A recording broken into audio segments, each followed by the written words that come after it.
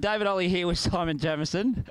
Simon Jamieson is an absolute legend from mountain biking who's been in retirement for about a decade or more. More.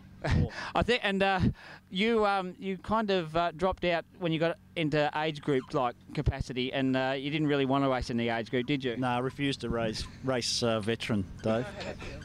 Yeah, but I saw you on the start line at Nationals this year, was it? Yeah, racing masters class, first time ever. First time ever. This is really good because Simon and I bought on exactly the same day. Are we really? Yeah, I think so. How old are you? 47. I think I am too. Yeah. 46 or 47, something like that. I can't remember.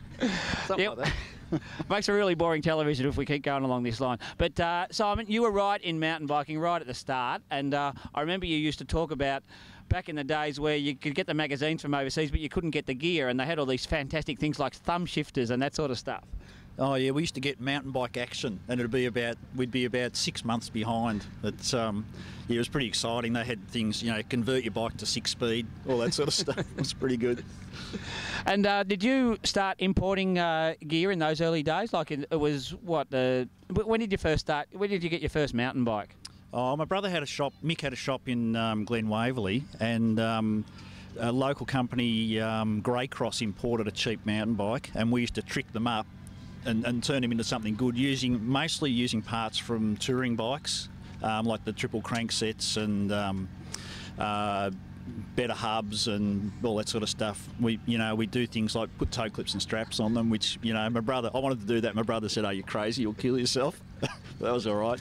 And likewise, even, we decided to build some wheels with quick releases, and Mick was really unsure. We thought that might be a bit dangerous, but that's how it was. You couldn't buy the stuff. Right. So we just had to adapt what was available. And did you race first mountain bike nationals at Sofala?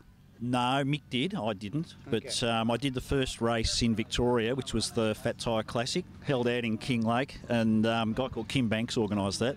And they didn't really know how to do it. They laid out I think it was a 65-kilometre loop. So we set off and we're all gone for hours. And how many derailleurs did you take in your pockets? Yeah, I took a spare derailleur.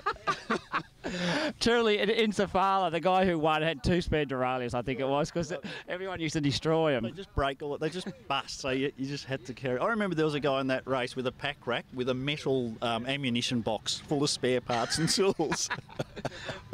Was it an aluminium box, or was it a lightweight one? Or no? It was the heavy duty. Didn't take any chances.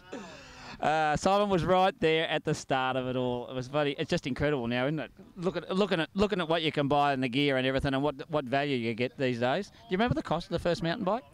Oh, I think they were about $400 out of the box, but we'd lash out and spend another $200 tricking them up. You could build a bike, $600 or $700. You could build a mountain bike that was as good as anyone had. Best in Australia. Just